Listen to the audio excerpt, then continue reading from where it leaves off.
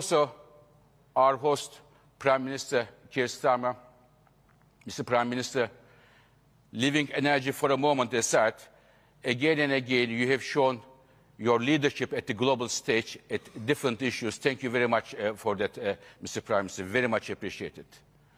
But also, in terms of energy, your great efforts we follow from the International Energy Agency headquarters to make United Kingdom, Britain, a clean superpower of energy. So thank you very much for that, but at the same time, keeping a good eye on the affordability and energy security, together with my friend at Miliband. Thank you very much. And ladies and gentlemen, please join me to invite Mr. Prime Minister here. Mr. Prime Minister, thank you very much, sir.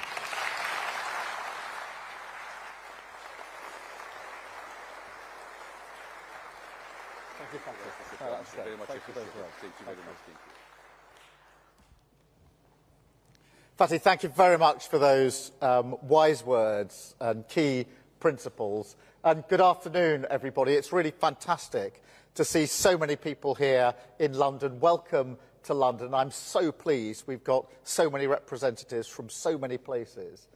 And in a sense, we're here for one simple reason, and that is because the world has changed.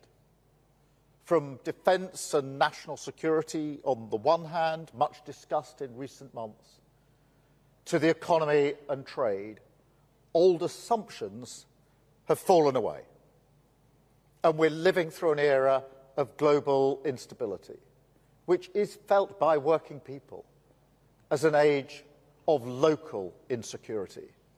Factory workers, builders, carers, nurses, teachers, working harder and harder for the pound in their pocket, but feeling at the same time that they have less control over their lives.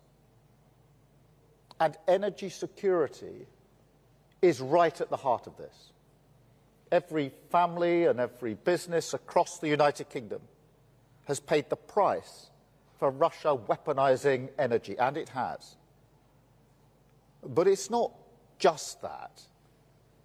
Because let's be frank, when it comes to energy, we are also paying the price for our overexposure over many years to the roller coaster of international fossil fuel markets, leaving the economy and therefore people's household budgets vulnerable to the whims of dictators like Putin, to price spikes and to volatility that is beyond our control.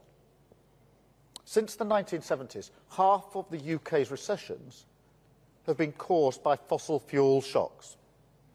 And that's true for many of the other nations that are represented here this afternoon. So what's different today? It's not the information that we have. It's not our awareness of the problem. No. What is different now is our determination in a more uncertain world to fix it. It's our determination that working people should not be exposed like this anymore. So to the British people I say, this government will not sit back, we will step up. We will make energy a source not of vulnerability, but of strength. We will protect our critical infrastructure, energy networks and supply chains, and do whatever it takes to protect the security of our people. Because this is the crucial point. Energy security is national security, and it is therefore a fundamental duty of government. And I'm very clear, we can't deliver that by defending the status quo or trying to turn the clock back to a world that no longer exists. Of course, I accept fossil fuels will be part of our energy mix for decades to come. But winning the fight for energy security depends on renewal. It depends on change. It depends on cooperation with others. And that's why we're all here today, so many countries, so many people and communities represented. The IEA was founded in 1974 in the midst of an energy crisis to help us work together to secure energy supplies and reduce future energy shocks. Well, that's taken on a new urgency today. So our task is clear: to act together to seize the opportunity of the clean energy transition, because homegrown clean energy is the only way to take back control of our energy system, deliver energy security, and bring down bills for the long term. And I want to tell you, that's in the DNA of my government. When we came into office last year, we knew there was no time to waste. So in our first 100 days, we launched Great British Energy as a national champion to drive investment and transform clean power. We scrapped the ban on onshore wind and became the first G7 economy to phase out coal power.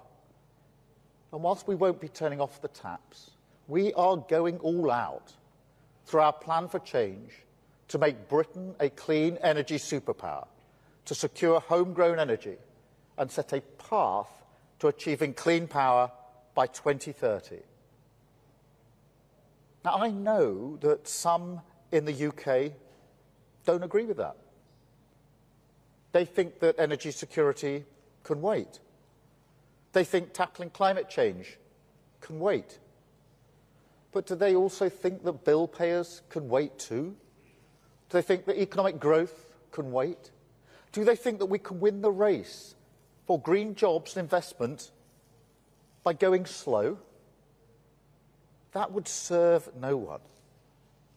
Instead, this government is acting now with a muscular industrial policy to seize these opportunities, to boost investment, build new industries, drive UK competitiveness and unlock export opportunities in wind, in nuclear, in hydrogen, carbon capture, heat pumps and so much more. That is the change that we need, and we won't wait, we'll accelerate. Because we're already seeing the benefits. The UK's net zero sectors are growing 3 times faster than the economy as a whole. They've attracted £43 billion of private investment since last July, and now they support around 600,000 jobs across the United Kingdom. That means more opportunities, more money in people's pockets. And we're going further. We've stripped out unnecessary red tape to put Britain back in the global race for nuclear energy and allow for small modular reactors for the first time.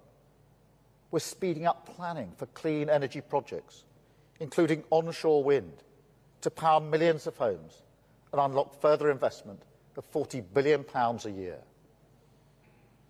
And it's really clear to me that investors want policy certainty. They want ambition. And that's what we're providing. And now we're raising our ambition even further. I'm really pleased to announce today that we're creating a new supply chain investment fund as part of Great British Energy. It will be backed by an initial £300 million of new funding for domestic offshore wind, leveraging billions of new private investment, supporting tens of thousands of jobs and driving economic growth. When companies are looking to invest in clean energy, when partners are looking to build new turbines, blades, cables, our message is simple: build it in Britain.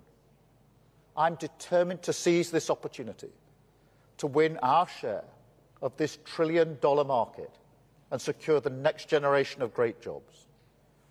I've met the apprentices at the docks in Grimsby, fantastic individuals. I've been to Holyhead in Wales and to the National Nuclear Laboratory in Preston. I've seen the brilliant clean power infrastructure that we are building in this country. But more than that, I've seen the pride that these jobs bring. This is skilled, well-paid work, meaningful work, a chance to reignite our industrial heartlands, to rekindle that sense of community, of pride and purpose that comes from being part of something that is bigger than yourself.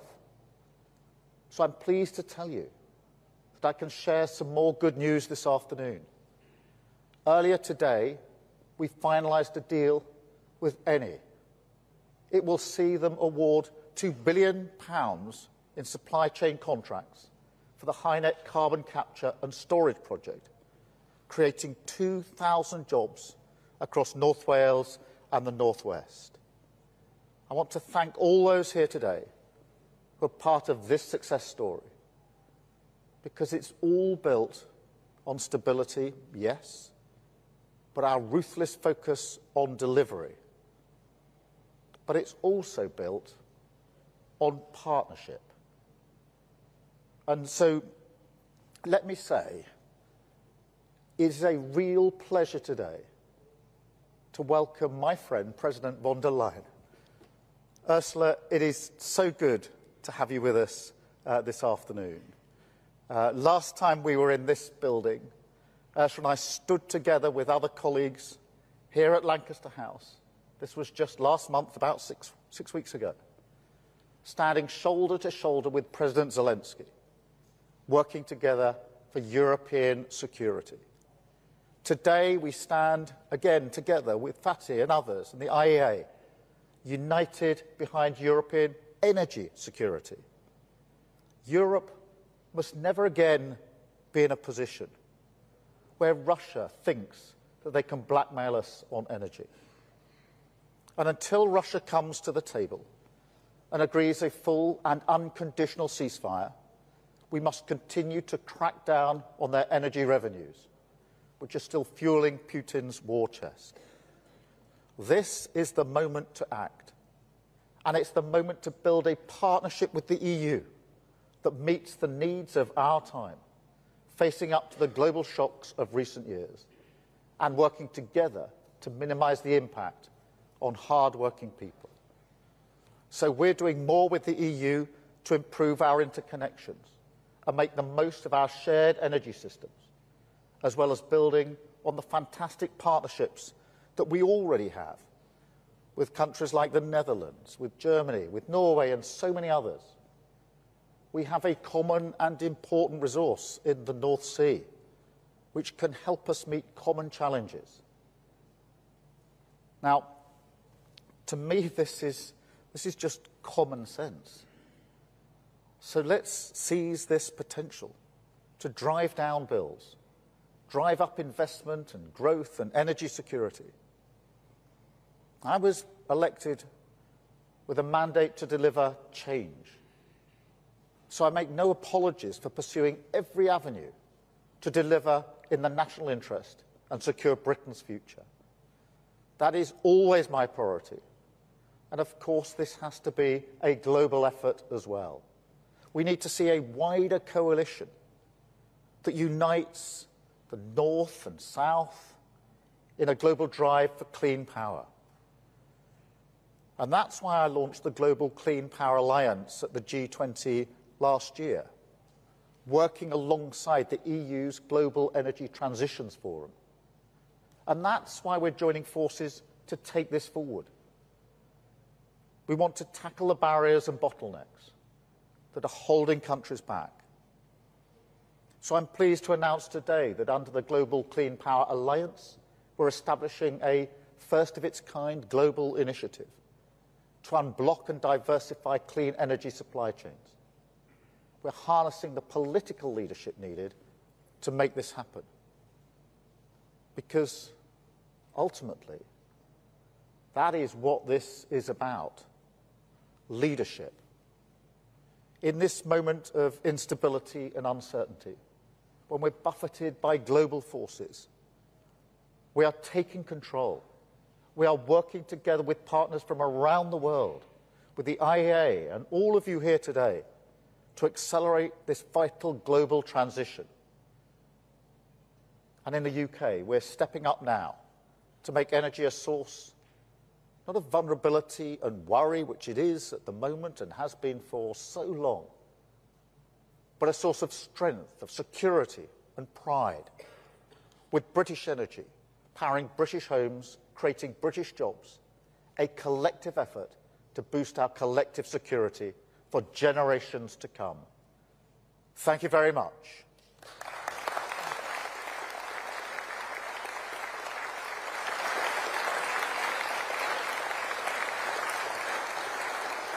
And now it is my very great pleasure and privilege to introduce President von der Leyen, my friend Ursula. Thank you so much for being here. Ursula, the stage is yours. Thank you. Thank you, my friend. Thanks a lot.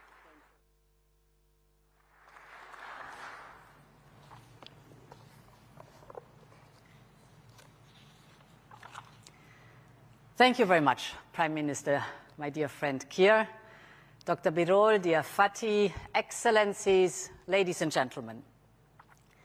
It is a pleasure to be back in London. Thank you, Prime Minister, for co-hosting this vital summit. Thank you for the UK's continued leadership on energy security and, more generally, for the excellent cooperation between the European Union and the UK. Energy is vital to this cooperation. Our work is centered around the North Sea. This is a powerhouse indeed for clean energy and the energy of the future. So the North Sea region has it all. As you said, offshore wind, marine energy, hydrogen, carbon capture and storage. But what is important is that there is not only the resources out there, but the regulatory certainty. And if you don't believe in this, just think of the electricity trading. Their uncertainty has been especially bad for business. So, certainty is something which we can deliver. The EU framework offers. It is what investors are looking for. And therefore, dear Keir, I think this is something where the two of us should team up and deliver on what is needed for the investors. The investors, for many years, are ready to start. They just need the regulatory certainty, they need the predictability, and they need one framework to work with. So let's deliver on that one. And thank you very much, dear Fatih Birol, for the excellent work you're doing. You keep energy security at the forefront of global attention. Ladies and gentlemen, we are facing a new paradigm for energy security. In Europe, we witnessed firsthand how Russia intentionally weaponized energy supplies. In the Middle East, conflict has stoked instability and threatened global shipping. And across the Atlantic, the threat of tariffs risks further disruption of crucial supply chains. And that's why today's meeting is so timely. Because reliable and affordable energy is the lifeblood of our economies. It underpins our national security. And it sustains our industrial and economic competitiveness. The positive news is that we see progress on energy security worldwide. Over the last decade, 1 billion people have gained reliable access to electricity. If we deliver on the collective goals we set at COP28, this will help in addition. If we triple renewable energy and double energy efficiency, we will bring reliable and affordable energy to millions more around the world. Because clean, homegrown renewables not only strengthen our resilience, they also spur, of course, new jobs, more innovation within our own economies. As our energy dependency goes down, the energy dependency on fossil fuels, our energy security goes up. That is the lesson we have learned in Europe. At the start of this decade, as you all know, we were over-reliant on one single supplier for our energy needs. Let me give you some figures. Russia provided 45% of our gas, 50% of our coal, and nearly 1/3 of our oil. For decades, I must say, we failed to recognize the costs that came with this dependence, the risk of blackmail, economic coercion, price shocks. That reality was exposed after the full-scale invasion of Ukraine. Russia tried to exploit our overdependence on cutting us off the gas. They tried to cause economic turmoil and weaken our resolve for Ukraine. They failed. We answered with Repower EU. We diversified our supply. We accelerated the clean energy transition. We went from 45% of our gas imports coming from Russia down to 18%. We went from 1 in 5 barrels of oil down to 1 in 50, a 10-fold reduction. And we went to 0 coal from Russia. In sum, we cut funding for Russia's war economy and strengthened our energy security. But we all know that there's so much more to do. In 2 weeks, our Energy Commissioner, Dan Jorgensen, will present a roadmap with concrete measures to phase out all imports of Russian fossil fuels, so that we will no longer rely on a hostile power for our energy supply. On gas supply, actually, we have not forgotten how the United States immediately stepped in with LNG when we needed it during the energy crisis, and how we received additional pipeline gas from Norway, and how countries further away like Japan and the Republic of Korea worked very closely with us on global markets to ensure our immediate energy security. These energy partnerships, including imports of LNG from the United States, remain of strategic importance for the European Union. But, ladies and gentlemen, it is not only a question of alternative suppliers. We reduced our vulnerability to Russian fossil fuels by accelerating the rollout of homegrown renewable energy. And in the medium term, this is the best means to ensure energy security. The progress is already visible. Renewables now account for 47% of our electricity mix. Solar and wind are our 2 fastest growing energy sources. Last year alone, we installed 78 gigawatts of new renewable capacity. That is enough to power London 16 times over. And we must go further.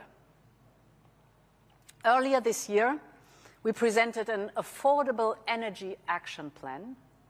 We will boost our energy and electrification projects. It will help us to complete interconnections and grids, so that wind from the North Sea and solar from Spain can power homes and industries across our continent. We are also working to ensure that the clean industries of the future are built in Europe. With the Clean Industrial Deal, we will mobilize over 100 billion euros to support clean manufacturing. This means new high-skilled jobs in Europe, lower energy costs, reduced demands for fossil fuels, and greater autonomy over our energy suppliers. This progress is crucial because globally we see threats to energy security intensifying. We see hostile actors target critical infrastructure with physical and cyber attacks. We see Houthi militants use missiles to strike international shipping, including oil tankers. We also see increased pressure on grids and infrastructure as global demand for energy surges. Just a figure, in 2024, energy demand grew by almost twice its recent average.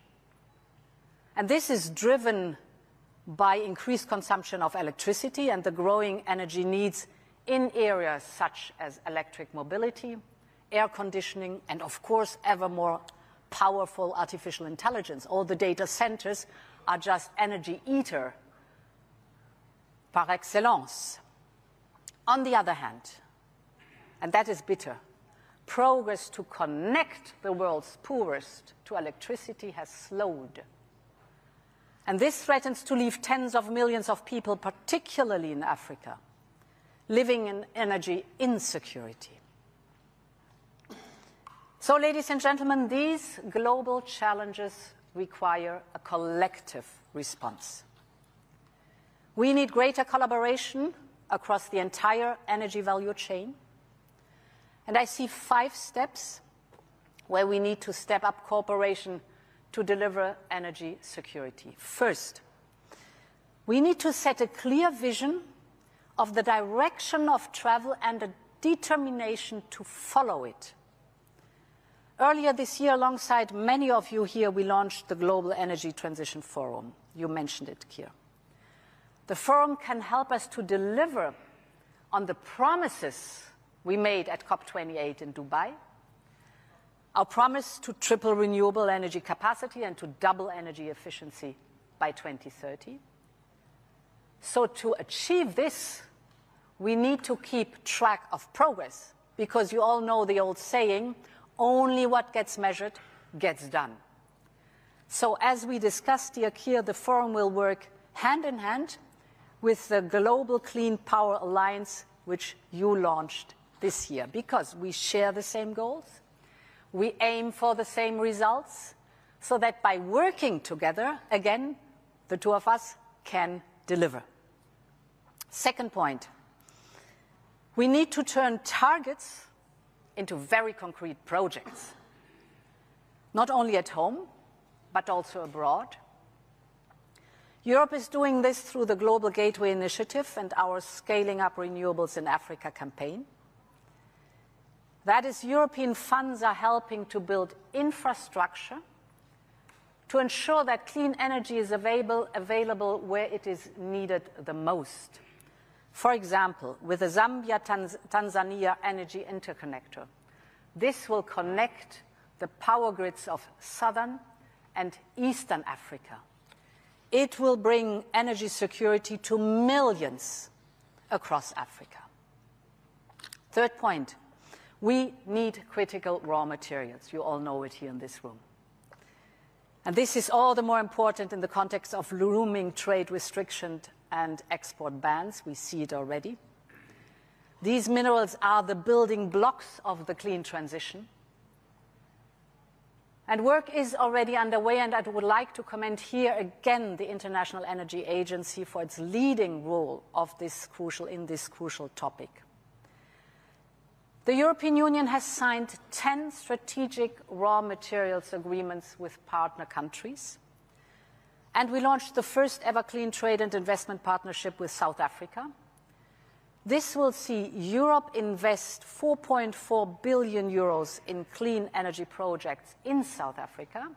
And at the same time, it will ensure that European firms have access to the materials they need to power the green transition. My fourth point, we need to develop infrastructure together. This sounds so simple, basic, but it is essential. We need to build grids, interconnectors, and cables.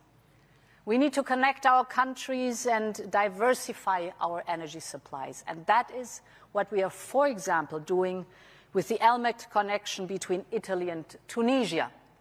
It will be the very first direct current connection between Europe and Africa. We are also helping to develop a connection between Greece and Egypt.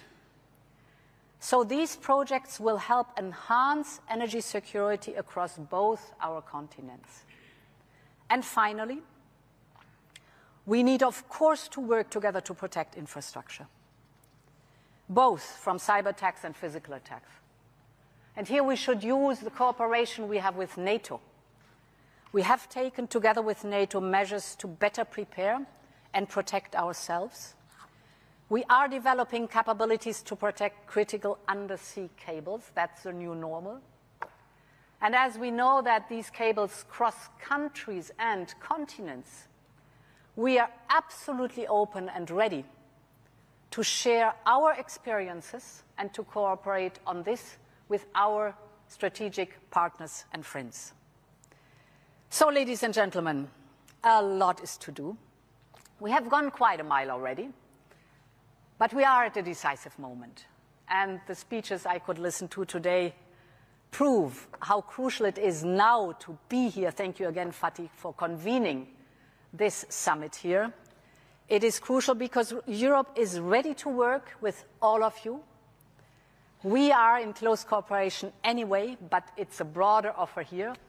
As the saying goes, you know it all, if you want to go fast, go alone.